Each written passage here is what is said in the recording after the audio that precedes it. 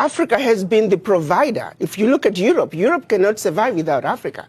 One situation that people don't realize, post-World War, when the US came up with the Marshall Plan, what they don't tell you is that the contribution through exploitation of African minerals was actually the biggest funder of the European Recovery Plan, ERP, aka the Marshall Plan.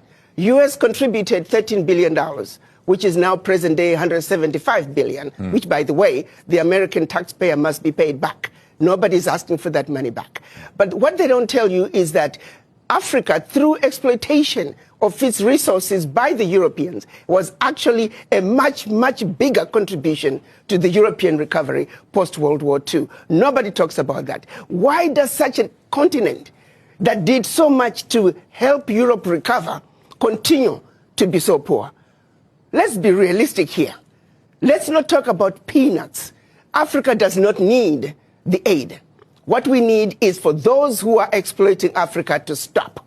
Africa has everything it needs. If Africa could have contributed as much as it did to the recovery of Europe post-World War II, why wasn't Africa equally developed?